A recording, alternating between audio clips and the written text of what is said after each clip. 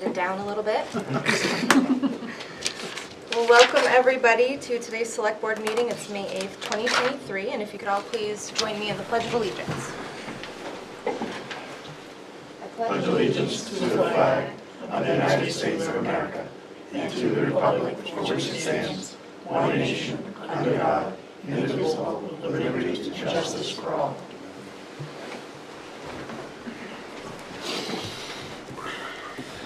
All right, up first we have the acceptance and corrections of minutes from the 4/20/2023 public minutes and the 4/24/2023 public and non-public minutes. We'll take them one at a time, please. Make a motion that we accept the minutes of 4/2023. Second. Motion by Peter, seconded by Mark. Any comments? All in favor? Aye. I'll make a motion to accept the 4/24/23 public and non-public minutes with corrections if need be. Second. Motion by Mark, second by Jim. Any comments? All in favor? Aye. Opposed, abstained? Motion passes. And we have an announcement this evening. This is in regards to the Glen Lake boat launch and the waterfront area ordinance. It's just a reminder that parking restriction dates for the Glen Lake boat launch and waterfront area ordinance are in effect beginning May 15th between the hours of 9 a.m. and 9 p.m. Parking along Elm Street in the area of the boat launch is restricted to Goffstown residents only who display resident transfer station stickers on their vehicle. The trailer parking across the street is not included in this restriction. Stickers for residents can be obtained from the transfer station during normal business hours, Tuesday through Saturday, 7:30 a.m. to 3 p.m. The designated trailer parking only area will remain open to anyone with a trailer attached to their vehicle without restriction year-round. There is a no trespassing from 9 p.m. to 5 a.m. at the Glen Lake Boat Launch waterfront area. Alcoholic beverages are not prohibited at the Glen Lake waterfront along with any glass bottles. Glen Lake is a carry-in, carry-out facility. The above restrictions are posted at the Glen Lake Board launch/waterfront area for convenience. You can also find the full ordinance on our website at www.goffstown.com. Just one quick Yeah, they are note. Alcoholic beverages are prohibited. Yeah. They're not Oh, allowed. I'm sorry. That's all we have. There you go. All right.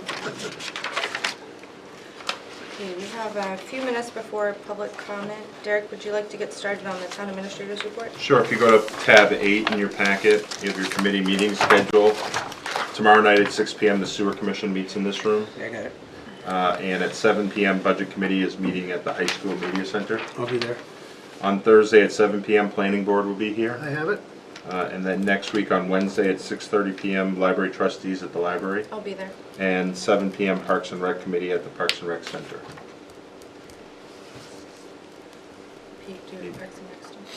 Hmm? You'll be here for Parks and Rec? Oh, yeah. Okay. At your next page, you have consent agenda. You have employee status reports for DPW seasonal laborer. This is a rehire. IT systems administrator, new hire. We added this afternoon a Parks and Rec seasonal. This is a rehire. We have event permits for the PMC Kids Ride. This is a fundraiser for Dana-Farber on June 4th from 9 a.m. to noon at St. Anselm College. And then the Goffstown Police National Night Out Block Party on August 1st at the high school from 5 to 8. You have rights to inter for Shirley Hill Cemetery, Section 3, Lot 102, and West Lawn Expansion Cemetery, Section S2, Lot 114A. You've got a proclamation for Public Works Week, and you have overnight travel notifications from the police department. Motion to approve the consent agenda as presented. Second. Motion by Pete, seconded by Jim. Any comments? All in favor? Aye. Any opposed, abstained? At your next page, you have your assessor's recommendations. You have assessor recommendations for veterans tax credits, which are recommended for map 2, lot 25, and map 29, lot 13. You have a blind exemption recommended for map 16, lot 155. And you have elderly exemptions recommended for map 6, lot 17B-89, map 6, lot 22-48, map 38, lot 46, map 6, lot 17B-114, map 6, lot 17B-118, map 6, lot 22-24, Map 6, Lot 22-86, Map 6, Lot 3789, and Map 25, Lot 23. Move to approve the assessor's recommendations as presented. Second. Motion by Jim, seconded by Pete. Any comments? All in favor? Aye. Any opposed, abstained? At your next page, you have a memo from the assessor. He has prepared the first property tax warrant for 2023 in the amount of $23,169,685.78. You have all the books are in your office. So we're requesting approval of the warrant, and then also we're requesting on the next 2 pages, there is a sample letter the assessor prepared explaining the upcoming revaluation, some of the, how it will impact the tax rate as well as tax rates, and then on the back side there's a kind of a little sample of what it would look like.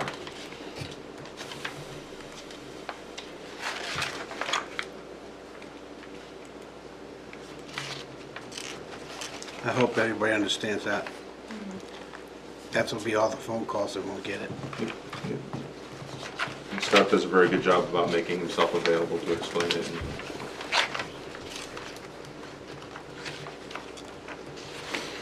So Derek, you need a motion? Yes, so the first one would be to approve the tax warrant in the amount of $23,169,685.78. I'll make that motion of $23,169,685.78. I'll second that motion. Motion by Pete, seconded by Mark. Any questions, comments? All in favor? Aye. Any opposed, abstained? Motion passes. And the second one we'd ask for is a motion to include the letter from the assessor's office for the 2023 property valuation update. A motion to approve the 2023 property evaluation update notice, the letter that's going to be sent out. Second. Motion by Mark, seconded by Pete. Any questions, comments? All in favor? Aye. Any opposed, abstained? And there's one more item from the assessor at your next page 30. You have a proposed pilot agreement. This is a payment in lieu of taxes. This would be with Greg Falls and the company that is currently there, Eagle Creek. He's got quite a bit of detail in his memo, but there's quite a few changes that may be coming forward with utilities. He thought it would be better for both the town and the energy company to enter into a 5-year defined pilot rather than assessing based on a value. So that's what he has proposed here. A pilot does require a public hearing, so if you approve, what I'm asking tonight is to notice for a public hearing on May 22nd, and our assessor would come in and answer any questions you might have. But in your packet, again, you have his cover memo explaining everything, as well as the sample language, which has been reviewed by town council. Motion to approve scheduling on May 22nd, was it, Yes. Derek, to begin the pilot discussions and deliberations. Public hearing for the public. Public hearing, yes, on 5/22. Second. Motion by Collis, seconded by Jim. Any questions, comments? All in favor? Aye. Any abstained, opposed? Great. And let's see, at your page 36, you have 2 nominations from the planning board to appoint planning board member Colleen Mayu as a Southern New Hampshire Planning Commission representative with a term expiring June 30th, 2027, and a nomination to reappoint our Planning and Economic Development Director Joanne Duffy as an alternate representative with a term expiring June 30th, 2026. Motion to appoint Colleen Mayu as a representative for the town, to the Southern New Hampshire Planning Commission with a term expiring of June 30th, 27. Second. Motion by Peter, seconded by Collis. Any questions, comments? All in favor? Aye. Any opposed, abstained? Motion to passes. reappoint Joanne Duffy as an alternate representative for the town to Southern New Hampshire Planning Commission with a term expiring June 30th, 2026. Second. Motion by Mark, second by Collis. Any questions? All in favor? Aye. Any opposed, abstained? Passes. All right, and we'll go ahead and take a break from that to open it up for public comment. Is there anyone here this evening that would like to speak for public comment? Okay, go ahead and come up, ma'am. If you could please state your full name for the record and your address. Okay, great. And just as a general reminder, you have 3 minutes for public comment. Oh, okay, I thought it was 5 minutes, because according to this schedule here, it says public comment 6:10, and the other agenda is not until 6:15. And what I prepared is exactly 5 minutes. I believe Your rules of procedure it's provide 3 minutes. Correct, yeah. Okay, well, my name is Gayton Benner, or Gady Benner. I live on 12 Joffrey Street, and I'm here to enforce what the I Pledge Allegiance stands for, justice for all right? And the planning board meeting of 4/27/23 resulted in the reapproval of the same proposed 2 Hague Street laundromat driveway and conditional use permits that the Honorable Superior Court already reversed and denied in its January 2023 court hearing. I was a plaintiff, one of the plaintiffs, and I was the only plaintiff that was available this evening to attend this meeting. Okay, the meeting was conducted unfairly. It provided discrimination, and it deprived the plaintiff from their, and the townspeople from their rights, okay? The deliberations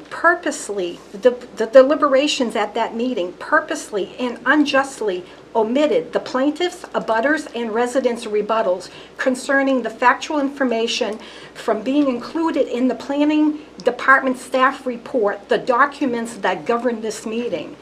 Suppression of the facts and information that the plaintiffs presented in this case goes against what our country stands for and why my husband, Dana Benner, a veteran, also a plaintiff in this case, served our country.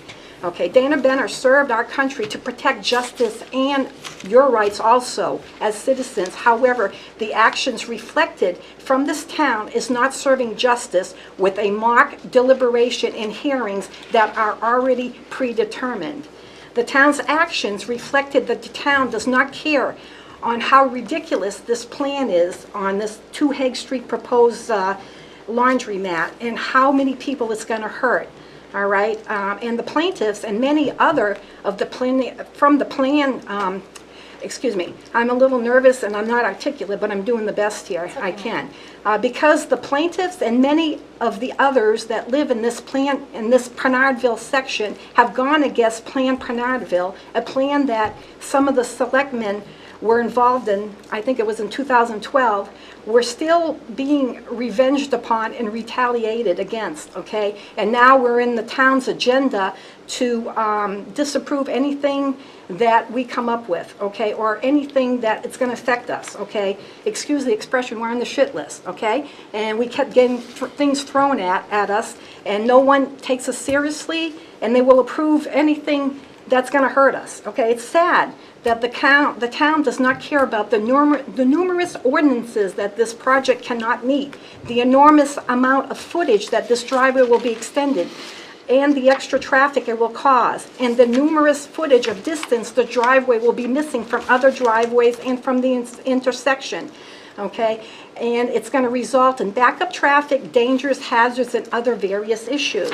Okay, it's going to involve accidents. It's going to cause car accidents, accidents to pedestrians, children's walking and riding their bikes. It's going to affect Mr. LaFawn, who is in the butter right on Mass Road and Hague Street. He's legally deaf, okay? He has other health issues. It's going to affect Mr. Scarborough, who's also in the butter, that just had a kidney replacement. He was on WMUR-TV. He was also on Worldwide News with Dave Muir. You know, he's very sick, and he has to continue going to doctor's visits, and so doesn't Mr. LaFawn. This is going to block their driveways, okay? Okay, this goes on and Ma'am, on, your time okay? is up. Okay, For these your are Time's up. pictures, okay, time's up. Okay, well, I was allotted Thank 5 you, minutes. ma'am. But these are the pictures on this disaster that this is gonna cause. Ma'am, your time is Okay? up. Thank you. So anyhow, it's not fair because our information was not included in the information. Thank It you, was ma'am. just voted upon, okay? So anyhow, your time is now I up. guess we're Thank gonna you. have to go to Superior Court and bring all this up. But again, it's unfair, it's unjust, and it's not right. And I want it to be So- on Ma'am, public your time is record. up. Thank you. Hey, since I am the select board representative on the planning board, this is a planning board issue. It was fully heard at the planning board at a duly noticed hearing. It went through the proper process. If someone still feels aggrieved by planning board action, they can take additional actions, and that action is not through the Board of Selectmen. That is, yeah, that is. It is clear through statute what the next step is if someone still feels aggrieved. We have an appointment at 6:15. Okay, I want it to be on public Yes, ma'am. television to address that we were not just. We have somebody else Okay, scheduled, Not Katie. justly taken care of, okay? Thank you, ma'am. All right. Thank you. All right, we have an appointment up at 6:15. Robert Spinale. Spinale, yep.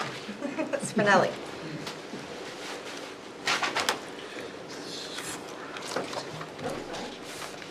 And if you could please both state your name for your record. Of course. Will Reddington from Wadley Star and Peters. Bob Spinelli. Good evening. Good evening.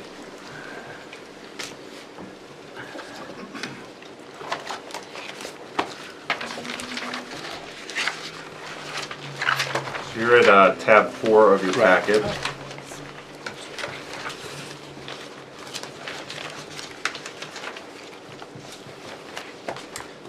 All right. So Bob and I are here tonight because Bob applied for a building permit back on March 31st, 2023, for a kitchen renovation for his house on at 28 Crescent Lane. This renovation is not going to expand the footprint. It's a simple kitchen renovation. And why we're here before you tonight is that we need approval from the Board of Selectmen because Crescent Lane is a Class 6 road. So under RSA 674-41, the issuance of permits on Class 6 roads require local governing body review and approval with comment from the planning board, which they did last week, I believe. Member Adams was there, and they recommended that this board approve this building permit. And so that's why we're here tonight. So if the board has any questions about the project, or anything they'd like us to address, but what we're looking for is approval for a building permit. Collis, would you like to speak on the planning board discussion? Well, I was there, and I would agree with, I'm sorry, Attorney? Reddington. Reddington, thank you. I think he's properly characterized it, and that is the decision that the planning board arrived at. So I think this is properly before us. And you have an excerpt of those minutes on page 9 of your Right. packet. Is that right? Does anyone have any questions? No, it was vetted through the Pretty planning board. straightforward, yeah. Yep. Pretty much a unanimous vote from the planning board as well, so I don't see any issues with it. I'll move to approve a building permit to construct on a Class 6 road, subject to the recording of municipal waiver of liability in accordance with New Hampshire RSA 674:41. Second. Motion by Jim, second by Peter. Any questions, comments? All in favor? Aye. Any opposed, abstained? All right, motion passes. With respect to that condition that we record a waiver of municipal liability, I've taken the liberty of preparing one for the board and my client to sign, that we can record it if the board is so inclined to do so this evening. I'd like to take a look at it. We do have a template that we use here, but if it's similar enough. What I did was I found the last one this board approved. Oh, okay. I based it off of that. Okay, perfect. I have copies for. Can we authorize you to sign it if we haven't seen it? Yes. I'll make a motion that we authorize Derek to sign it. Second. Motion by Peter, second by Collis.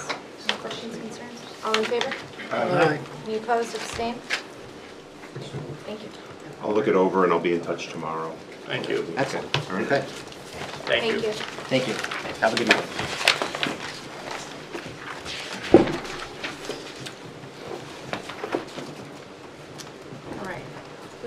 have 5 minutes before our next appointment, but I believe Mr. Wood might be here. All right, are you ready to go now? Is that okay? I am. All right, great. Come on up, please. You're at tab 5 in your packet. Hello, and if you could just please state your name and your address for the record. Sure. My name is Matt Wood. I live at 60 South Mass Street in Goffstown. Welcome. And I am the Scoutmaster for Troop 99B, which is the boys' troop here in Goffstown. Hey, Matt, welcome. Thank you. I guess I'll just begin. So I'm requesting, our troop has a board that we record all our past Eagle Scouts on. That board, right now, it's a tabletop display, which is currently full. We have Scouts or Eagle Scouts going back to 1952 on it, and we're in a position where we need to either construct a second one or make something different. So we've looked into it. We've found a nice wall displaying one, and I was hoping that we could, or I'm here tonight so that we could request to try and house it here. I'm sorry, how's it here? I'm sorry, I thought he was Well, I was asking. just gonna say, does we have room for it? We saw the picture of more or less. Yeah, so Matt and I met and spoke, and I think it would make the most sense to relocate the HDC cabinet, which is approximately the same size. Those items are for sale, and Catherine maintains all those items and for sale. So a lot of times they'll be walking back and forth to discuss exactly which item people are looking to purchase. So we can move that one closer to the admin office, and that would free up space there, which is also directly across from the town clerk's office where Exposure would be higher. Yep. Sorry to interrupt you. No, I just- that's okay. I just wanted to make sure before we went too far that we had a place to put it. Sure. Yes, yeah, so anyway, yeah, we're just requesting, obviously a little more exposure so that we can have townspeople see it and recognize all the great Eagle Scouts. As I mentioned, our current one sits in a closet, unfortunately, because we have nowhere to display it, so I thought this just would be a nice way to congratulate all the Eagle Scouts, both past and future ones to come. So the current board that we're looking at is about 50 by 33, which, as Derek said, the display that's currently upstairs, it's approximately the same exact size as that. So it would go in that location. And we have enough room on it going forward that it would probably last about 50 years because it would be this new one would be a combination of our current existing troop, the boys troop, as well as the girls troop. So going forward, we estimate that it should get us about 50 years. I make a motion, we approve the proposed Eagle Scout display and to work with Derek on positioning it. I'll second that. Okay, motion by Peter, second by Collis. Any questions or concerns? Just a comment that Goffstown Boy Scouts have done a great job bringing boys and girls now. I guess it's just boys through the Eagle program, right? Well, we might have some of our first right behind us. There we go. Have done a great job bringing them up through the program, and it's certainly commendable. You guys do a great job. Thank you, Colin. And I think that's a great feather in Goffstown's cap. Great, you're And all, you're good. Well, we haven't voted yet, but I do just want to make a note that it's a revocable permission and that any cost incurred from using a vendor to hang the display, or I'm assuming maintenance over the course of time, will be paid for by the city. Yes, that's correct. Great. All right, we had a motion. All in favor? Aye. Any opposed, abstained? Great. Okay, thank you very much. Thank you. Thank you for coming. Okay. Good for you, lady, now, I'm sorry? fella. And then She's not we on have to. Bella Damboys. We're a little early for your appointment. Are you ready? Okay, great. Come on up. Just make sure nobody else wants to be here. That's all. If you could just state your full name and your address, please. I'm Bella Damboys. I live at 32 Hicksett Road, Goffstown, New Hampshire. Okay, great. You want to tell us a little bit why you're here? Yeah, so I'm going for my Eagle Scout in Goffstown Troop 99G. I'm going to be the first, or trying to be the first female Eagle Scout in Goffstown. I have a summary of my project if anyone wants to pass it out. Yeah. I guess you didn't take long putting me in my place. That's okay. I'm not good, I don't. That Yeah. was some timing, huh? It's great. So I'm trying to make a historical walking tour of Goffstown. I've talked with some building owners already along the tour, and every one of them has been interested in participating and helping out to spread Goffstown history. There's two options for signage. you could either put a post, like a 4x4 post, outside freestanding, or put it on a building, which are the two front pictures. And why I'm here is to request permission to put a sign out front of the Goffstown Town Hall. And if you look at the second page, it shows pictures. It'll have pictures of like a new versus old town hall, and then a little blurb about what it used to be, and a QR code at the bottom for more information on a website. And my beneficiary is the Goffstown Historical Society, so I'll be working with them to get all the history. So Bella, just to clarify, so people will read the information on the board, but they can also scan a QR code. What does the QR code go to? It'll go to the Goffstown Historical Society website, but I'll make a page on the website, and it'll go right to the town hall section, so you don't have to scroll through a bunch of other signs on the website. Who bears the expense of these? I do. I'm fundraising for it. The fundraising? Yeah. So if somebody, one business wants to do it, they could just say, okay, I'll do it and Yeah. pay you for it type thing? No, I'll fundraise all the money for the sign and the materials. All right, so they can just make it as a donation then? Yeah, if they Okay. want to. Yeah, that's part of putting together your Eagle project. Yep. Yeah. Any other questions? When do you expect to have this done? I'm hoping to have it done by the end of the summer. And does that include installation? Yeah, the I'll signs as install it. Yeah. And what happens if a sign gets damaged? I haven't exactly thought about that, but I'll probably, I could install a new one maybe. I don't know. Sure. Bella, have you spoken to our DPW director? No, Adam not yet. Jacobs, at all? No. I'm here to also look at contact information for like going on in the future for making all the plans of like where you guys would want it outside of your town hall. Perfect. That's why I asked, Yeah. because Adam could definitely assist with that, as well Okay. as Derek, our town administrator, who you already spoke to. Because the placement of these will probably be pretty important for things like plows, and Yeah. some of our town right-of-ways aren't very large, so we want to make sure they're in the right spot. Any other questions? Make a motion to approve Bella Danbois's plan for the Goffstown QR Quest, and to work with the rest of the town departments to get it handled for information. I'll Yes. second that. I think this is a tremendous project. Thank you. Some great creative thinking on your part. Thank you. Derek, would that be okay with you to be the approver Yeah. of the placement? Yeah, absolutely. Great, thank Yep. you. So it's a motion by Peter, a second by Collis. Any other questions or comments? Okay, all in favor? Aye. Any opposed, abstain? All right, motion passes. Thank you, Bella. Thank you. Good luck. Thank you. We'll look forward to scanning the one outside. Yeah. All right. And since we're cruising along with appointments, I would ask both of you if you're ready for your appointment early. Oh, Warren's not coming up, but you're ready to. I'm recovering from getting up at 4 a.m. To watch the coronation of King Charles. So Dave is Well, thinking- it looks like we'll get you out of here early to go to bed early, so. Thank you, I appreciate that. Hi, Mr. Pierce, if you could please just say your full name. and David your Pierce, 21 Mill Street. I'm an officer with the Friends of the Goffstown Rail Trail. Our mission is to work with the Park Department to build, fund, and construct the Goffstown Rail Trail. I'm happy to say that we're well into the 90% range of having improved the surface and drainage conditions of the trail.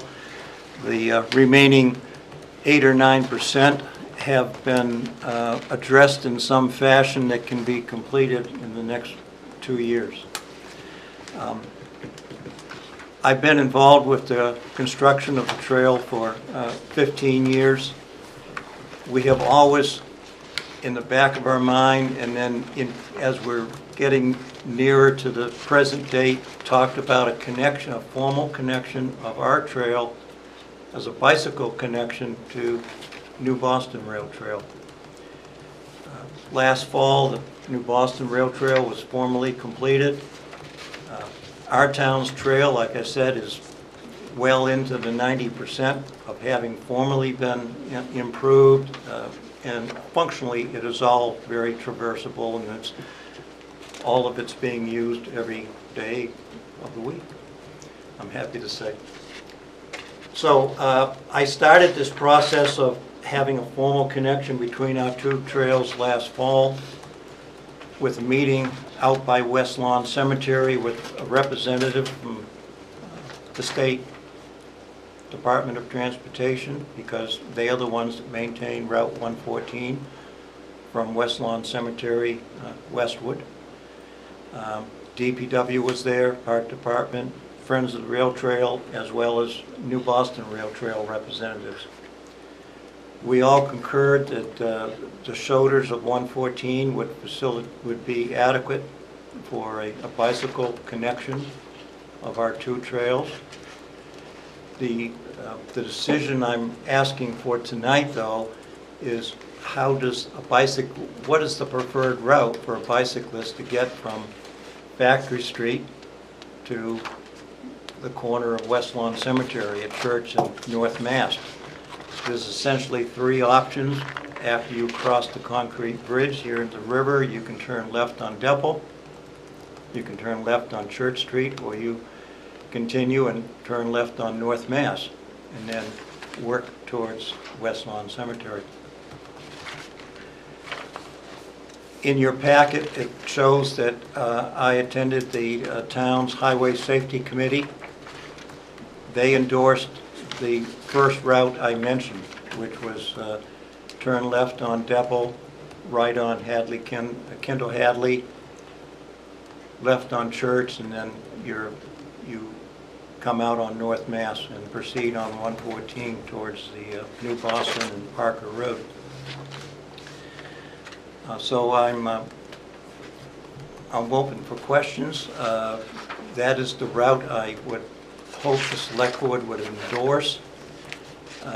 I feel your endorsement is important because my organization's Friends of the Rail Trail, we're willing to put up all the route guidance signage, which in your packet I've indicated is going to cost $1,100 for the Gulfstown portion. Before I were to spend that money, I want to make sure that this board is happy with the preferred route that I would like to put up signs on. David, I have a couple questions.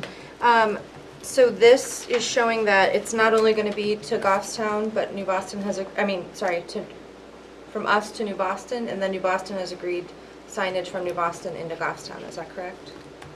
There would be signage for bicyclists going both ways. Okay, yes. Great. And then what does that mean, or is there any restrictions, or I guess I could ask the Chief of Police or our Highway Safety Rep, for road markings in the areas where because some of those roads don't have bicycle lanes or anything? It's my understanding that Church Street will be rebuilt here in the near future, and perhaps your Director of Public Works can talk about the bicycle images painted on the asphalt. That's my understanding that they would be. That they would need to be, or that? Would need to, well, they don't have to, because we're going to have signage up indicating where to turn left and right. Right, I'm just making sure there's no additional restrictions, No, especially there's in the no- 114th stretch. I don't anticipate there's a requirement for the painted asphalt, but if it's maybe appropriate, DPW can certainly consider that.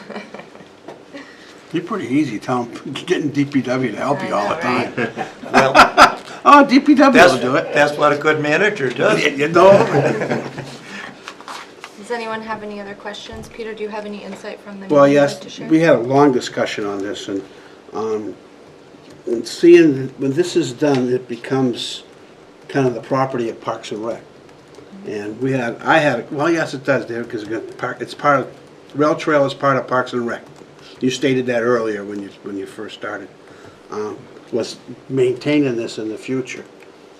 Not that it's gonna take a lot of maintenance, but I was worried more about kind of the liability, say in the spring, before we get the streets swept, the soft sand, bicycles out there, if somebody could potentially hold us accountable for not maintaining the bike path on the Because of road. the signage? I see what you're saying, okay.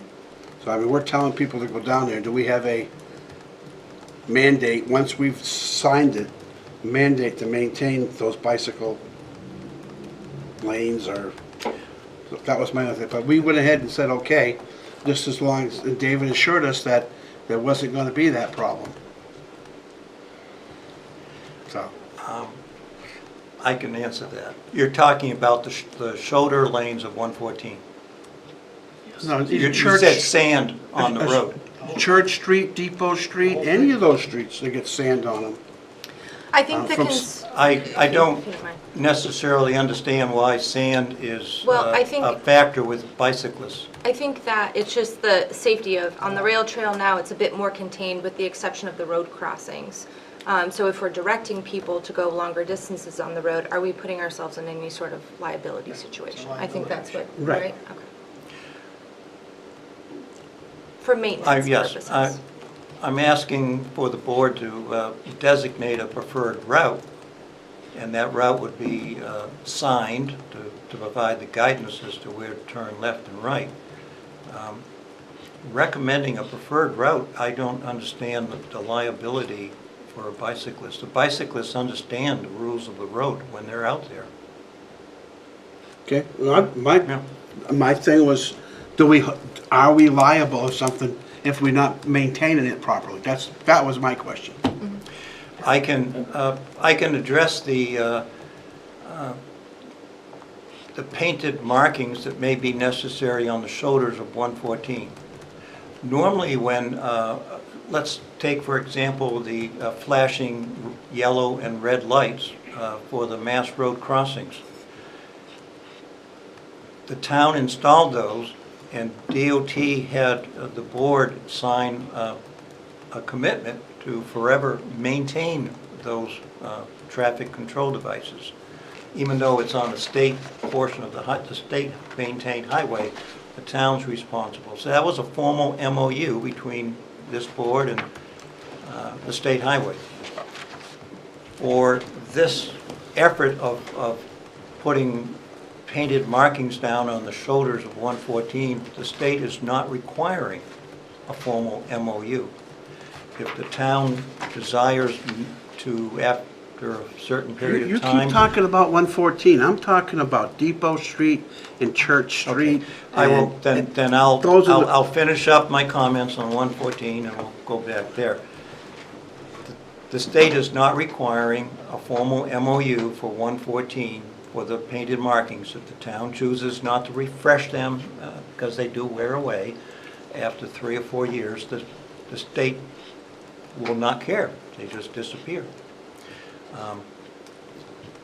Once again, I don't understand on a bicyclist using asphalt road what the condition is with sand and liability. You have to clarify that for me. I guess he doesn't get it. Go ahead.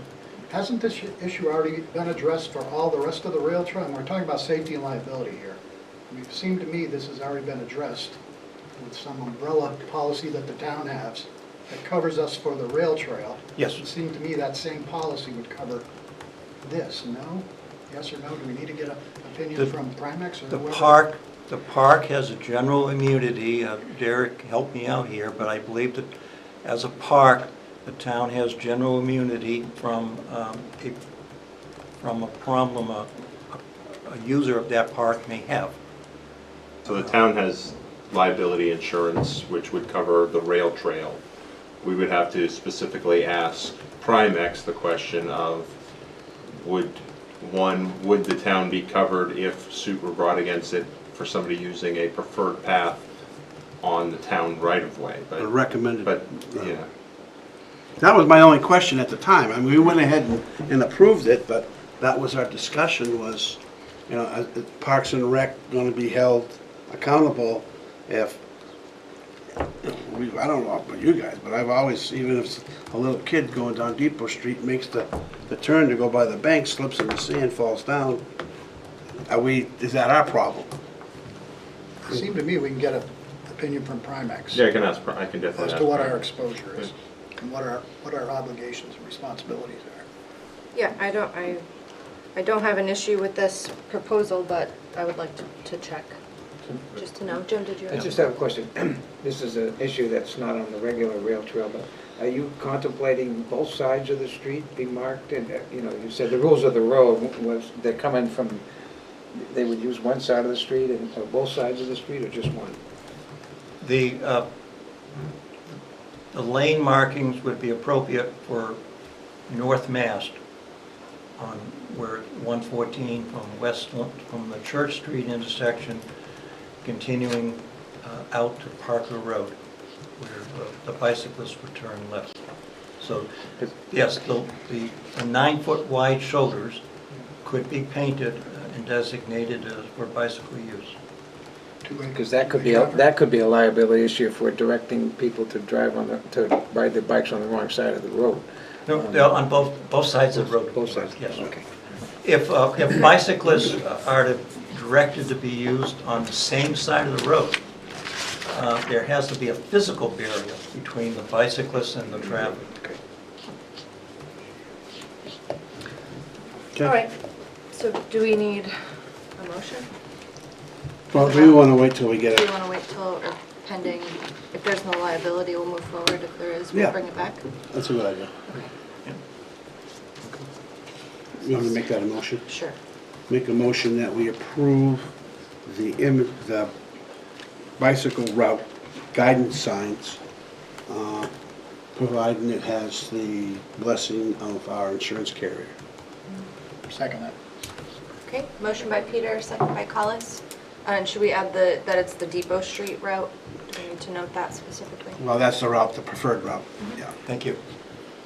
Any questions, comments? All in favor? Aye. Any opposed, abstain? Motion passes. And I would just And then- ask for a motion to accept the donation of signage. please. Motion to accept the donation. Second. It's $1,100. Yeah. Okay, motion by Collis, seconded by Jim. Any questions, concerns? All in favor? Aye. Any abstain, opposed? Okay, motion passes. Thank you. All right, Go to bed. let's see.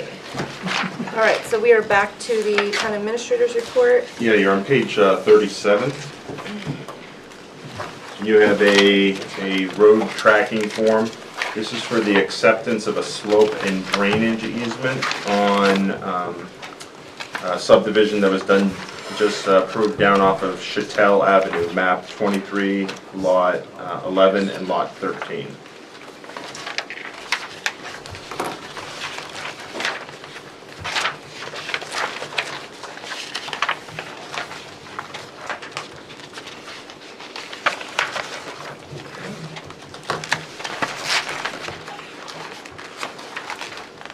Oh, I see, okay, sorry. Yeah, page 37. Yeah. Does anyone have any questions? The slope drainage easement?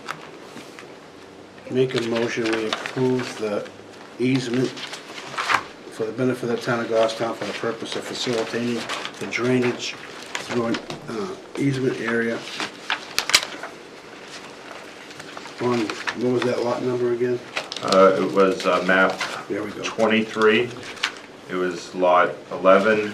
Technically, it's 11-1, which is a new subdivided lot, and 13. There it is, yeah. Second Peter's motion. Okay, motion by Peter, second by Mark. Any questions, comments? All in favor? Aye. Any opposed, abstain? Motion passes. Thank you. The next item is on page 41. And the Historic District Commission continues to work on moving the town hall, the Grassmere Town Hall elevator addition forward. There are two grants coming up that can possibly help with that. One is the New Hampshire Land and Community Heritage Investment Program, LCHIP. They have sizable grants, and it could cover the other half of the project cost if awarded. They have a letter of intent deadline of May 17th, 2023, and it is my request to be authorized to submit a letter of intent to fund the elevator addition, also using funds from the Capital Reserve Fund, which is approximately $375,000. So this would be beginning that application process, just to submit the letter of intent. There is one thing I did want to make the board aware of. If awarded, LCHIP does impose a stewardship agreement. When the town received a $54,000 grant in 2010, the project was finished in 2013, so we've had a 10-year stewardship project, and I do a report annually to LCHIP on that. The grant the HCC is seeking would be much larger than that, therefore the stewardship could potentially be a longer period. Derek, does this one have any match? Yes, it's a 50, they will fund up to $500,000 and no more than 50% of the total project. Okay. And that 50% could come out of the 375. Yes. Yeah. Okay, do that one separate. Take a motion on that. The historic rehabilitation grant. Yes, for that's it, LCHIP. yes. Make a motion, we authorize the town administrator to, Submit a letter of intent. yeah, letter of intent or formal letter to get the LCHIP grant for purpose of the Grassmere Town Hall. Second. I'll second that. Motion by Pete, second by Jim. Any questions or comments? All in favor? Aye. Any opposed, abstain? Motion passes. And then the next item is a grant application. The National Preservation Fund has a grant application deadline of June 1st. It's again a 50-50 grant, and they generally range between $2,500 and $5,000. Specifically, the HCC would be interested in submitting for a grant to hire a fundraising consultant. If there is any gap between the Capital Reserve Fund, LCHIP, or other funding, they would want to have some help from a professional fundraising consultant. Request and submit a grant application to the National Preservation Fund to move forward. Authorize the town administrator. Second. Second. Motion by Mark, seconded by Jim. Derek, with this one, does this have, do either of these have a award timeline, timeframe, time date? So LCHIP is the letter of intent, the first thing they let you know if you can even apply for the grant. Their grant application, I believe, is due in June, and then they review the projects all summer long, and they award the grant after meeting with the different applicants in the fall. I am not aware of the National Preservation Fund, what their grant, what their period is, how long it takes. Just curious. Okay. We have a motion and a second. Any other questions, comments? All in favor? Aye. Any opposed, abstain? Motion passes. All right, your next page, earlier this year, the Select Board authorized me to move forward with demolition of 1 North Mass, subject to grant application reimbursement from Invest New Hampshire. There are still funds available within the Invest NH Municipal Demolition Grant Program. Unfortunately, it's a fully reimbursable grant, and you have to have all the work done and then seek the grant funds. Town Hall staff, Roger and Danielle, worked together. They've got 3 quotes from local contractors. Unfortunately, it was above the $25,000 purchasing policy threshold for blind RFP. However, there was no discussion between the different vendors. So I'm asking the board tonight to waive the town's purchasing policy and allow us to use one of the 3 collected quotes. Allow me to contract with that vendor, waive all permit fees for the demolition, and begin the demolition process. Once completed, I would submit an application for the Invest NH Municipal Demolition Grant to seek reimbursement, and if for some reason those funds had been fully committed by the state, there are some savings within the town hall budget that I could shift lines around and bring a budget transfer back to the board in the future. We didn't budget for that this year? No, that was budgeted in 2021. We had the asbestos done, and I never got the RFP out for that. So those funds went back to fund balance. I'll make the first motion to allow the purchasing policy to use RFP to waive the town administrator permission to move forward with the 3 collected quotes. Second. Motion by, Mark. for this one? Okay, go ahead, I'll let come you up. finish the. Is it pertaining to this vote we're about to take? Okay, well, why don't you say what you have to say prior to us voting? Just got Sure, a lingering come on motion up. out there, I didn't want to. Okay. Robert's rules, blah, blah, blah. So, one thing in the memo, it talked about waiving permitting fees for the demolition. Normally, we'd have that. We would also normally have tipping fees associated. Didn't know if the board would like to waive that as well. It would be a commercial vendor, so normally they'd be paying by the pound for this, but since it's a town project, I'd recommend we waive those fees as well. So that would bring the price of this down? It should, because we did not offer them dumping it here so that was included in the quote. So we would have them adjust their quote. So, that said, should we approach you said we had 3, Yes. and ask them, okay, what's your price if we're gonna take the demo here in Goffstown? Yeah, I can definitely I- have them adjust that, give it an adjusted one. Yeah. Modify their quotes, yeah. Pardon me? Yeah, modify their quotes. Yeah, Yeah. See if we Thank can you, get Adam. under You're welcome. 25,000. Sorry, Derek. yeah, That's right.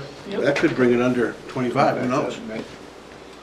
Correct, but if it brings it right to 25, I'd like to still Oh, get the yeah. authorization Yeah, so we can that's just not- get it done. So I think the next motion would be to waive all permit fees and tipping fees for the work to demolish One Mass Road. I think you still have the So- last motion Yeah. still Whoops, out there. I'm sorry. Yep, I'm so sorry, we we didn't take had action on it? the first one on the table to waive the purchasing policy. Yeah. Motion by Mark, seconded by Collis. Yeah. So we'll go ahead and take a vote on that. Any other questions or comments? All in favor? Aye. Any abstain or opposed? Okay, motion passes. Collis, do you want to make that Now motion? make the motion to waive both the permitting fees and the tipping fees for the work to demolish One Mast Road, Second. 1 North Mass Street. Yeah. Motion by Collis, seconded by Jim. Any questions, comments? All in favor? Aye. Any opposed, abstain? Okay. Motion passes, and do we need a motion on this last one, reimbursement? Yes, authorize the town administrator to seek reimbursement from Invest New Hampshire Municipal Demolition Grant, their program. We'll make that motion. Thank you. Go ahead. I'll second the motion. Motion by Peter, seconded by Jim. Any questions, comments? All in favor? Aye. Any opposed, abstain? Anything else you need for that one, Derek? No, that's it, thank you. Is there a schedule for that? We'll have to check once we get them to revise the quotes, with taking the demolition to the town transfer Yeah, station. if you just notify us so when the Yeah. phone starts ringing. What are you saying back Yeah, there? what? Second bullet, got skipped. On motion for the purchasing policy. Oh, authorize town administrator to contract with the chosen I'll vendor. make that motion to authorize the sorry. town administrator to contact with the chosen vendors for demolition of 1 North Mass Street and move forward with the demolition. Second. Motion by Mark, seconded by Collis. Any questions, comments? All in favor? Aye. Any opposed, abstain? Motion passes. Thank you, Danielle. I will keep you apprised of thank what the you. status is. Thank you. It's kind of a high-profile Yep. location. On page 43, you have a proposed job description for the HR coordinator position. This is a 40-hour-a-week position that was included in the 2023 operating budget. It was proposed as a labor grade 10. So you have that, the proposed job description, duties, and you also have the current wage matrix and where that would fit in. Now, I bring somebody in 10 in the next 2 months. What happens or in the next month or so, what happens in July? How long before they get the bump? I think that would be 11? I think Well, no, I think that would be subject to who we were bringing in. Normally, what we've been trying to do is, what we've seen typically with most of the hires is after probationary period is to get a step. As this position probably wouldn't be starting on until July 1st, they would be on the new matrix at that point, because there was an adjustment to the matrix. And most likely I would propose the board approve a probationary step. Again, that's 6 months, and then they would get a step if the budget passed next year, and then they'd be on regular schedule. That's 2 steps in a year. Potentially, yeah. So I have some thoughts on this, but I wasn't involved in the wellness survey results when that came about with Chet, where this was created to be a coordinator, and I'm worried about not only the pay rate. Was this, do you happen to know, Derek, if it was market assessed for? We did, we saw some other postings for similar ones, so it was in that range, but we didn't do a full market, especially against private. It was really just other municipalities that had coordinators. So I'm worried about just some of the responsibilities, because I personally think that this should be a human resources director, but also I'm just worried about the pay. It's very low for, we have to go with municipality market, obviously, but if you've already looked at that, then that's good.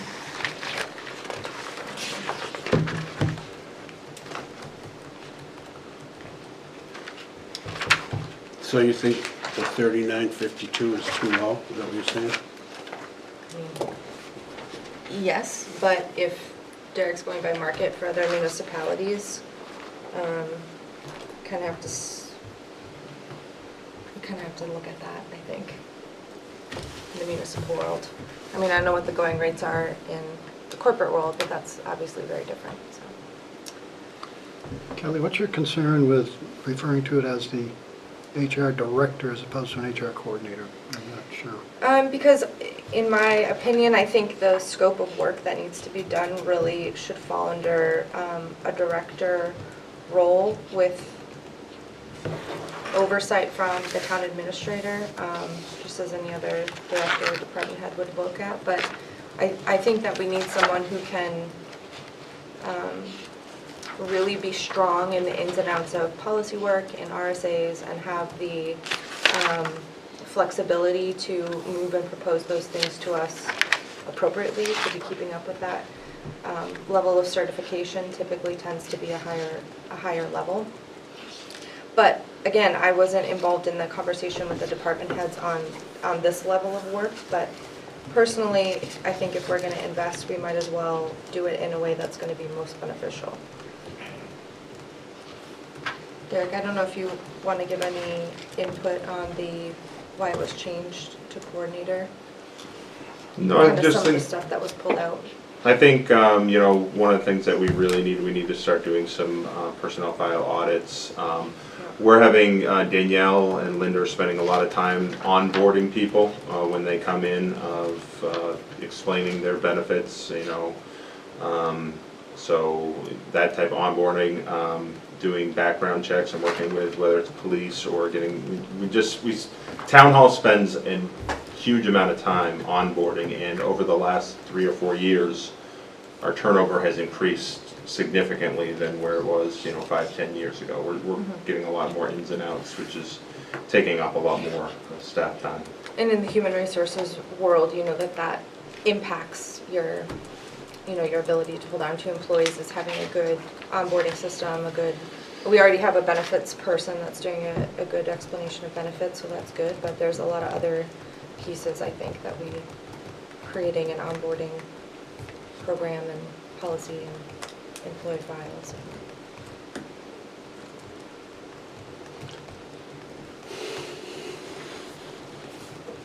Well, we budgeted for the position this year. Whether it's called a coordinator or director, I think it's important we get somebody on board. The job description we have, maybe in a year, you have to take a look at it and say, you know, this person's gonna do this and this person's gonna do that, till we know what's going on. I mean, I understand, I would think it'd be hard to bring somebody on and say, okay, start cleaning up our files. Then you're spending a lot of money on somebody who's just gonna be doing that, so I don't know. Derek, what was the budget for this position? We did it at labor grade 10, and we had a starting date of April 1st. So,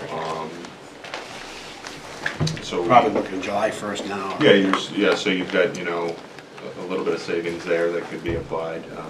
I think we most of the time, when we have one new position, or if we have a couple new positions, we'll do either a two-person or a family, just to kind of get an idea of what the insurance. So I think police had one officer, we had one, so we probably chose both of those, and so we put this in as a labor grade 10, probably a step 3, but as you've seen recently, we haven't been getting many people at the lower end of the wage scale.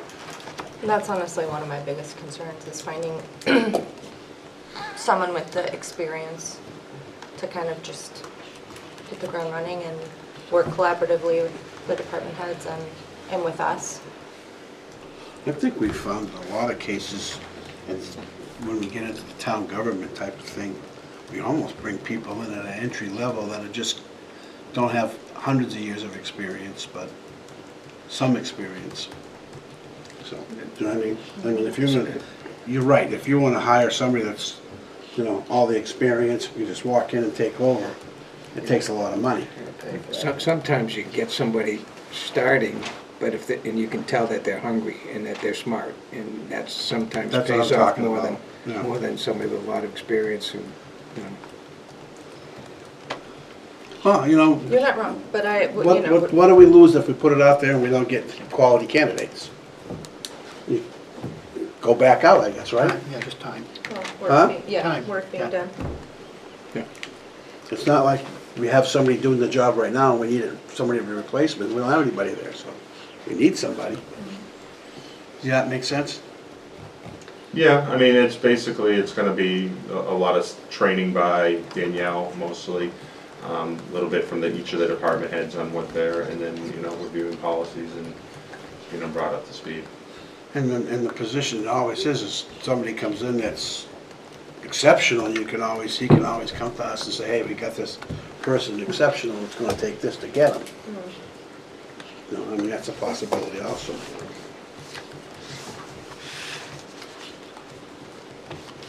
Does anyone have any thoughts on the job description?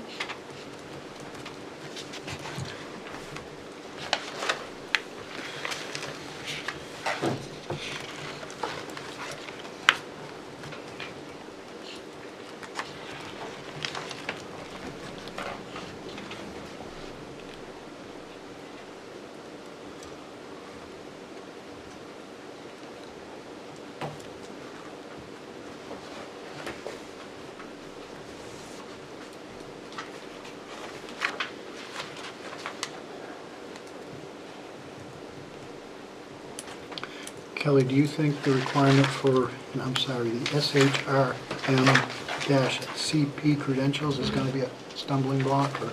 SHRM certification, it's an industry standard for this kind of, I mean, I would consider this like a general specialty to be able to cover all of these things, so that's pretty standard. How was it listed in here? It's listed as preferred.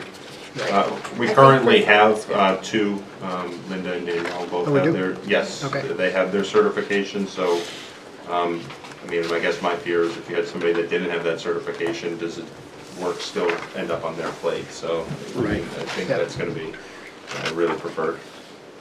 Seems reasonable, huh? I do think preferred over required is Yeah. appropriate.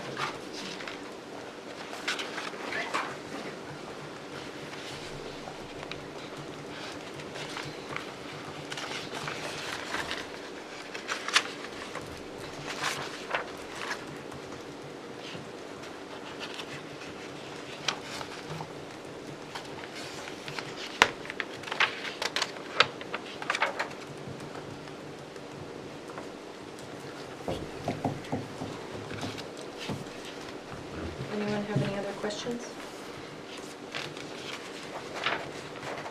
No, I mean, it's gonna be, it's not a department head position, right? It's none as is proposed here, no. Okay. And they report to the town administrator and the board of selectmen, or select board.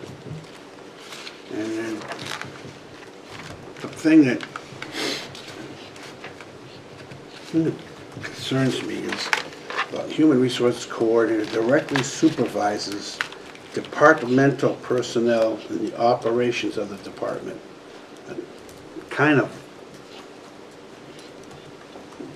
wide open, you know what I mean? Yeah, I think. Did you see that? that's- I did, yeah, it's right here. So supervises departmental personnel in the operations of the department. So my interpretation of that would be kind of answering operational and policy questions as it pertains to their work. So that would give employees the ability to go to that person. Was that right, Derek? Yes. And what does the town administrator and select board, what extensive leeway is granted for the exercise of independent judgment and initiatives? What does that mean?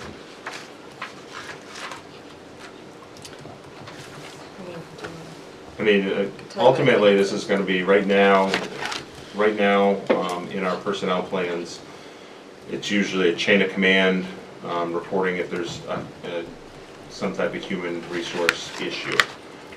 My thought is, this needs to be almost a separate office where somebody can, come in and be able to, if they have an issue and concern, and then I think that leeway is, are they going back to the department head, or is it a department head issue that requires it go right to the select board? I mean, that's where we're gonna need somebody with that kind of judgment.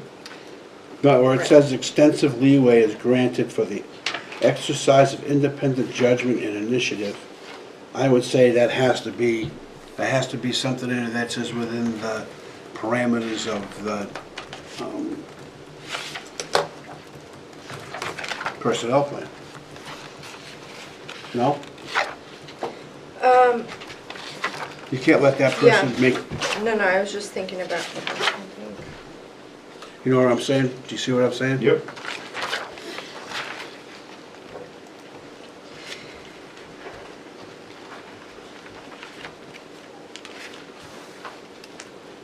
So you'd want those last two bullets Yeah, I'm just, modified a bit? don't you think? I'm just throwing it out there, it's just, well, I thought there was something in here about,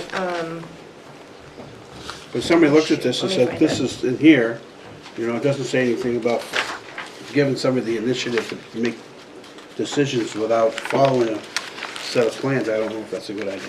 But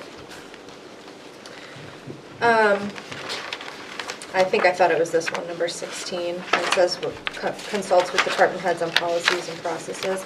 I was thinking in that way of, if an employee goes to our HR representative, that they should be following the policy and also informing the department heads of if it's something, not workman's comp related, nothing that needs to be in an investigation type of capacity, that they should be working in conjunction with the department heads to keep them informed of what's happening, or directing that person back to them, or, because if an employee needs guidance on how to approach a specific subject, I think that's one thing, but if there's serious issues going on in a department, we want the department head to be included in whatever way appropriate. Is that kind of what you were thinking? That they would, okay. So maybe we just add it in a number of just exercises, judgment, and the collaboration of employee issues with, management with the department heads or something like that. Because we certainly don't want this person overstepping. We want them to be a resource and advocate for the department heads and the employees, but to work in conjunction with the department heads and us to make sure that, people know what's going on and feel comfortable with the outcomes. So going back to within the personnel plan. You don't want somebody making decisions Well- outside of the personnel plan. Correct, yep. Yeah, But this- in with this- accordance with. yeah. I think we could just honestly put this I part just don't out. like the leeway is granted for exercise of independent judgment and initiative. If a department head, Can we just leave it at supervision received, the human resources coordinator reports to the town administrator and the select board? We just leave it at that.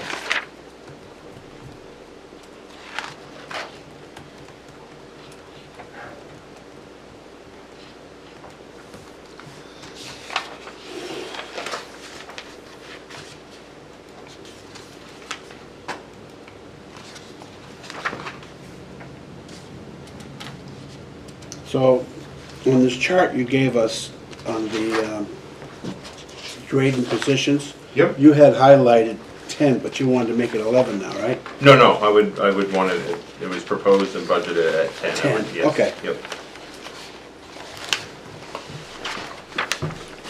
I wanted it to be higher. And the next thing you see are you applying for the job. No, absolutely not. No, Let's pay this job this, I'll hire. nope. All right, what do you need, a motion, Derek, to go ahead? So I've made one change to the job description. Under supervision received.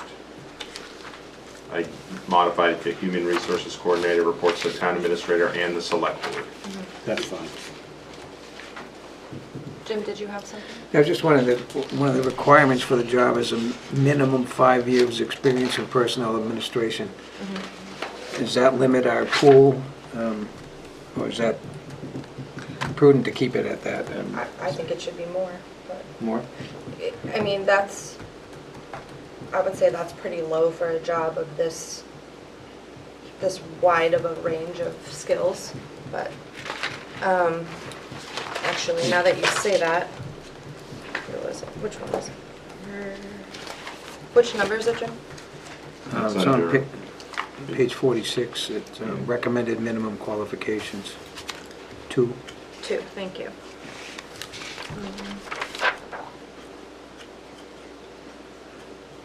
Yeah, I do think through a working knowledge of the public sector, personnel practices could potentially, but I think it's important that that's in there. I don't know that we really want to be also training somebody on collective bargaining agreements and RSAs and things like that. I think that experience would be really valuable, just to understand the operational workings of. To a certain extent though, because labor agreements are made by the select board and the unions. And that's pretty much black and white, isn't it? Mhm. Yeah. I mean, the other way to look at it is if you don't have any minimum requirement, you sort them out, and some people, some people will have a lot of experience, you'll be able to tell right there. I'm just thinking that putting that minimum there might, you might miss the gem in the rough, So this does say the recommended minimum qualifications. So someone could still apply if they had less years' experience. No, it says a No, it minimum says of 5 minimum years of 5 years experience in experience. personal administration. Right, but No, but the above it, header it for also the talks section about, says you must recommended. possess it or an equivalent combination of education and experience, so I think there's. All right.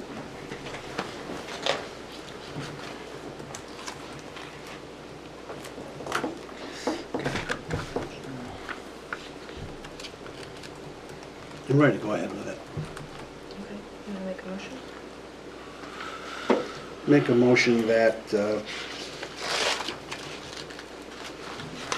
we put out the human resources coordinator position and the labor grade 10 with, as presented with the adjustments we made on that one line. I'll second that. Okay, motion by Peter, seconded by Jim. Any other questions, comments? All in favor? Aye. Any opposed, abstain? Motion passes.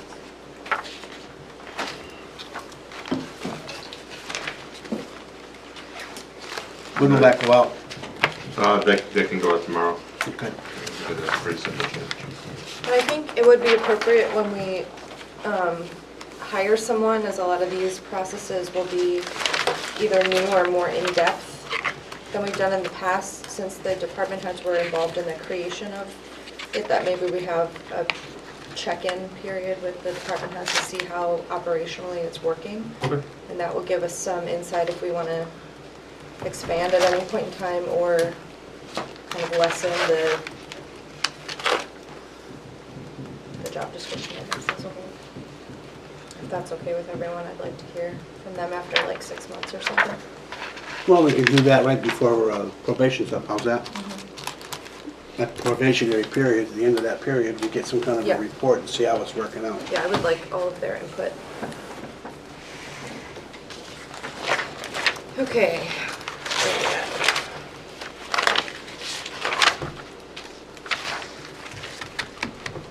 All right, Derek, is that all you had? That's all I had for the Okay, TA, great. town administrator's report. Okay, new business. Does anyone have any new business?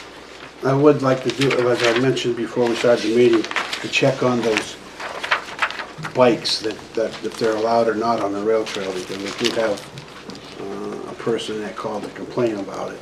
Did you figure out what they're called? I can't remember. I think You I have know? an idea, Okay. and then I'll work with the police chief to see if that's covered in our ordinance and report back to you.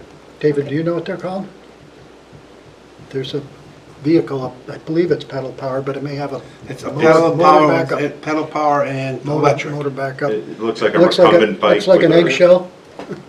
The electric assisted bikes are divided into class 1, 2, and 3. 1 and 2 Right. you authorize, 3 is not. But it requires knowing what class the bike is in. This is an enclosed So bike. That's the question, is what class You is think that it's bike in? like an assisted, like someone could be sitting in it, as opposed to, Do like, you know the There's a vehicle couple we're of talking them about, buzzing David? around. we don't know what it's called, that's what we're trying to figure out. Yeah, It's okay. What we'll is it? figure- Yeah, we'll figure it out. I'm not aware of the bicycle you're referring to. Okay, Okay, okay. we'll add that. Figure it Yeah, I'll out. find it. I looked it up earlier today, and I don't know what it is. Okay, anything else for new business? Alright, old business. So we have the discussion for the bi-weekly pay period. And Derek, do you want to give us some follow-up on Yes. what that looked like? Yes, so what you have here at your last meeting, you passed a motion to begin the process to change the pay period to bi-weekly. That does not require DOL sign-off. You can do weekly or bi-weekly. But we do need, all employees must be notified of the day and frequency of their pay, so they do need to be provided a written notice. At the bottom of your the memo here, you have some operational considerations.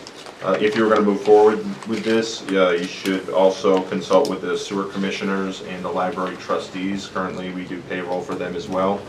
I don't know that it makes sense to have them on a different schedule than everyone else. It is going to take a significant amount of payroll setup. When we set up payroll in Munis, it was set up weekly. So all of our deductions, all of our job classifications are based on weekly hours of most likely a 40-hour week. We'd also have to double check all our pay types because some of them turn on and off depending on what week it is. We'd have to redo the IRS tax tables. Currently, Tyler Tech does that for us as part of our contract, and they do that in December. We'd have to reformat all of our payroll forms, our direct deposit forms, our check. We buy blank stock, but we've got to change that. A couple other considerations. Currently, under 52 pay periods, every 6 to 7 years, you have a 53rd pay period. If you go to 26 pay periods every 11th to 12th year, you're going to have a 27th pay period in your budget. So it's a much bigger hit when those actually do come through. And then there's multiple, we deduct for unions, 457s, Employees have automatic payment arrangements already set up. So I guess my recommendation is if this is something the board still wants to move forward with, I would recommend no earlier than the start of 2024, because that allows us to do education. It impacts, 161 full-time and part-time employees. So they need to be able to get that notification and then to kind of work forward with a plan for that if that's what you want to do. Would they do the deduction calculations for us based on the pay periods per year? Or will we have to do that internally? We do that internally. Finance does that internally. They're just, right now, they're all set up on a weekly basis, so they'd have to be completely rebuilt. And do you know, would we have a 3-week period in changing from weekly to bi-weekly? I just want to make sure however it works out week-wise, we don't leave our employees with a pay period and then 2 weeks of like an extended time period. I think I know what you're saying. The calendar I had kind of developed was, I had just kind of penciled out how we would do it. But yeah, we would look to go on a weekly basis, and then that, I don't think we'd have a 3-week pay period, 3-week. Just from weekly to bi-weekly? I just want to make sure that the way that the calendar works, that their first pay period isn't starting, I just want to make sure we do the math right on making sure that they don't have. We're not 3 weeks after. Correct, that we have no gap in pay, that it falls on something that's manageable. Yeah. I don't understand. My company has 5,700 employees, and they switched over. They gave us a 2-month lead time and said, effective this date, we're switching over to 2 weeks. I don't understand why it would take us 7 or 8 months. You can, I mean, you as a board can make that decision. My recommendation is wait till the 1st of January. But Why? Because we have to rebuild the tax tables, we have to do all the changes in Munis, we have to reformat the forms. If you want to do this in 2 months, that means I'm going to have finance is going to need to get overtime, and other projects are going to get pushed to the side in finance, and then it's going to be up to the department heads to inform their, you're not going to have a communication strategy, it's going to be the department heads and very limited notification to the employees. I mean, my biggest concern is making sure that the employees can manage that, but I think, to Peter's point, to the end of the year is a pretty extended period of time, which is fine, but to your point with Munis, would we have to contract them or pay them for changing the pay tables right now? If we said we want to do it in 2 months, would there be additional? No, that would be done in-house. Okay. Just the extra work. I agree. My biggest concern is the impact on the employees, because they're going to have to refigure their household budgets and make sure that they can adjust to this change. To me, that's really important. So we need to give them enough lead time so that they can work on that, and when it changes, it's not going to negatively affect their day-to-day budgets, their household budgets. But the question I think I'm hearing is that too far out? Do we need to go that far out the first of the year? Can we roll it back and do it quicker? Because you're getting. Yeah, I mean. Yeah, why not do it quicker? 7 months. 7 months is quite a while. Like Yeah, I it is. said, all of our employees in our company, we did it in 2 months, so. Yeah. But did your finance staff do it in 2 months? They probably have a whole payroll team, a massive payroll team. You Yeah, I know. don't know. Yeah. I can call my payroll company at any time, so. If Adam wants to put his 2 cents in. Go ahead. Come on up. I appreciate the ability to talk to it. I won't speak for any other department, but I know DPW in particular has plenty of employees that are probably check to check. I think this is going to be, I think Derek highlighted it on the second page of the memo, it's going to be a significant household finance impacting type decision. Whether we all like it or not, or that's the way it should be, I'm sure if folks are getting paid every 2 weeks, they get paid Thursday, you're eating tuna fish by Wednesday of the following week. That now is exacerbated with the 2-week pay period. It sounds like with Peter's company, there's a pretty sizable number of employees, so maybe there's lot more benefit to that change from a payroll perspective. I know for me personally, in our department, it's going to be about the same level of work because we're not going to have any real difference with the amount of time cards that have to be reviewed and all that. There may be some savings in finance, but as Derek alluded, that might depend on what other entities would be able to do. One other thing that came up today, and so it kind of reminded me, if there are pay change issues, so if we miss a half an hour of overtime for somebody, or even worse, maybe a whole day's worth of overtime for a winter storm or something, now the employee can be made whole, 6 days from the time they get their paycheck. If we go to a 2-week pay period, somebody might be working overtime last weekend, a Saturday and a Sunday, and if... Sorry, I think that you would just cut an additional check for that, right? Yeah, Danielle's shaking her head. So we could still do that. They would still get, they would be able to cut a check for them, I would assume on, well, it wouldn't matter, because you wouldn't have Fridays, so, yeah, okay. There's So a they could huge do that. savings to go into 2 weeks to the town. It's a big savings. Well, that was going to be my question. Have we quantified what that savings is? I mean, I think- intuitively, you think you're only writing checks half as many times. There's got to be some sort of savings to the town. Do we know what that is? I don't know if it'd be 50%, but probably, I would think 40 or so. I don't have that. I can quantify it, but I have not had a chance to do that. I just think from Yes. more junior employees anyway, the perspective is going to be this is a give on their behalf. It's not real benefit to any of the employees, and they're going to say, well, hopefully that's a huge benefit and something measurable. Obviously, you folks have to do what you have to do, but something I thought you should probably hear from the departmental end before you make the final call. I appreciate that, thank you, Adam. I think to your point too, 7 months is far. I don't know what the appropriate amount of time is to give employees, if they're able to kind of prepare for that transition with savings or whatever, how many pay periods that would take. I don't know the answer to that question.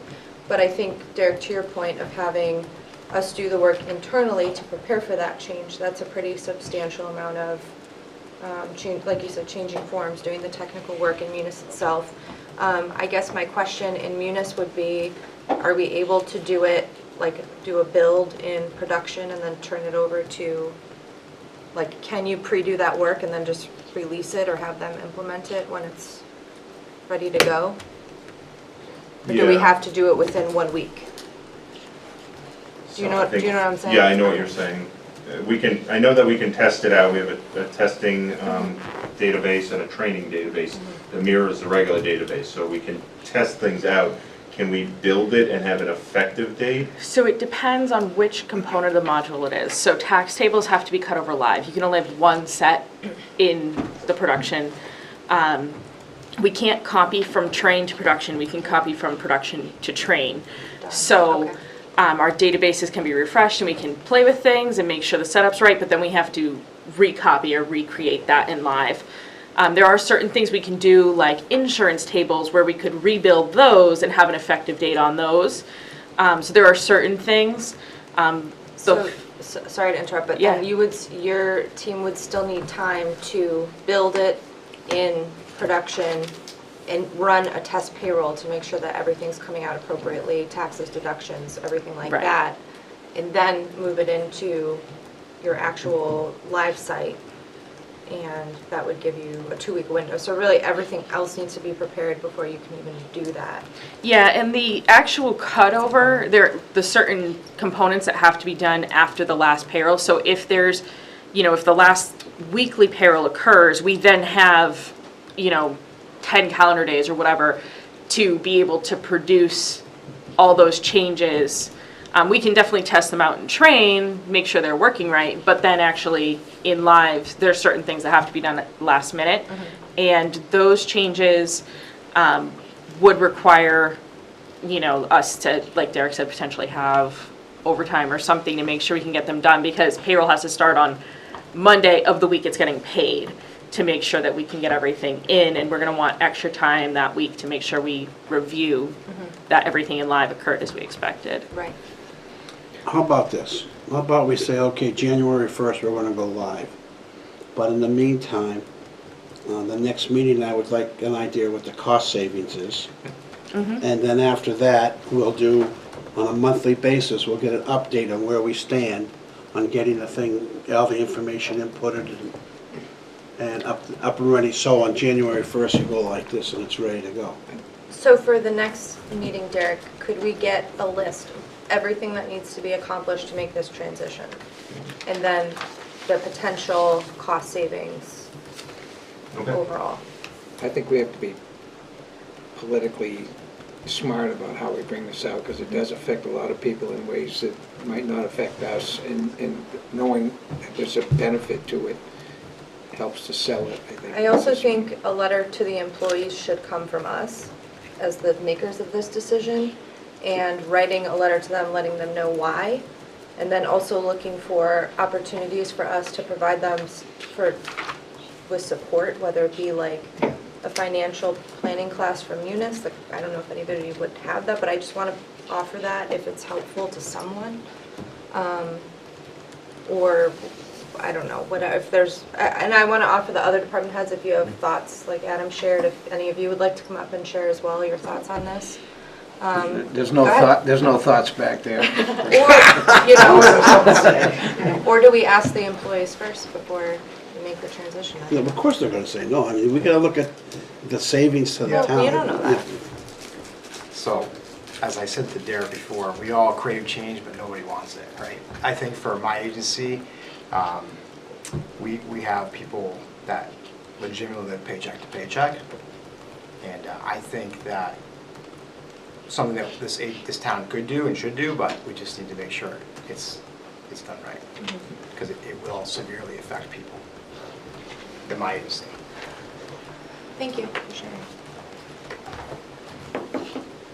And I do want to be really conscious of that, but I think at least we can start for that for next meeting. Maybe we can consider some ways for employees to share their thoughts, I don't know. But it is something that I think will justify doing, but it makes sense at least for time for employees. I'd like to know how many other towns are doing it. I understood one time somebody said a lot of the other towns are doing it, so, or on bi-weeklies. Yeah, I don't know if NHMA might have that information. Yeah, you might as well ask them. Would Munis have that information? Not everybody Only, uses Munis. only if the group uses their product, and a lot of the smaller communities do not use business, because they don't use that either. Okay. Well, let's start there for the next meeting. And explore some options for helping people get over this and get into the 2-week thing, whether it's online courses or somebody to come in, offer workshops on financial planning, so to soften the blow. If there's those things out there. And department heads, if you hear rumblings of things that might make Yeah. that, you know, concerns, somewhere we can help in that process, you know, I'm assuming we're still moving forward, please let us know. 'Cause Well, everybody was rumbling when we first got the notification, it sucks, you know, but you know what? Well, Change is hard. Yeah. right, but I want to support We them through made it it. as much as we can, Yeah. so.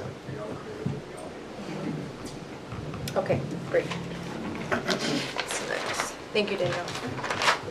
All right, action matrix, let's see. Any movement on the police department? No. Okay. Policy work group is defunct, pretty much. I lost time. Call us any, do we want to keep the village pedestrian bridge on the action matrix? Yes. Okay. Yeah, they're really getting in a groove now. The meetings are going very well. So my question is to the rest of the board, do we want to keep, well, I want to hear updates about it, but does the board have any thoughts or concerns about putting other committees on there so we get back to getting updates on what's going on with each other? I think we need to form a committee that's looking at these dams and so somebody's on top of it on a regular basis, communicating with, you know, I've talked to 2 dam operators already to see what's going on, you know, and I think, and need somebody out there to kind of pass out some of the information, and let's keep people abreast of what's going on instead of just, there's a lot of rumors going on out there that, you know, this is happening and this is happening. It'd be nice to know somebody who's going to be able to communicate with and research like NOAA or what FERC's plans are and deal with people at the state. I think we need maybe some stakeholders in that. Just I think maybe after our next meeting, we can think about that and see how we make out.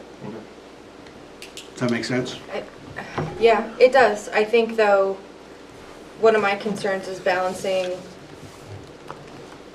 the fact that I don't want us to become the giver of information if it's the state's information, and we can't, like, even in the extension, we haven't received official, like, notice of that we've released, you know what I mean? I just want to be careful that we're not putting in time and resources for things that we have no But control over. somebody So we would still have- needs to watch it. So we would have to define that. We would have to define what the purpose of that. We don't want to get caught like we did 3 weeks ago with somebody sitting down there and said, oh yeah, we're sending out the letter, no more dam. Well, I mean, I don't know, how would we avoid that anyways? Well, because you have to communicate, they have to have somebody to communicate with us, and we have to be able to communicate with them. I'm just saying, I think that's something we need to look at. Let's not keep ourselves, don't put your head in the sand because, you know, it doesn't work that way. So you suggested a committee.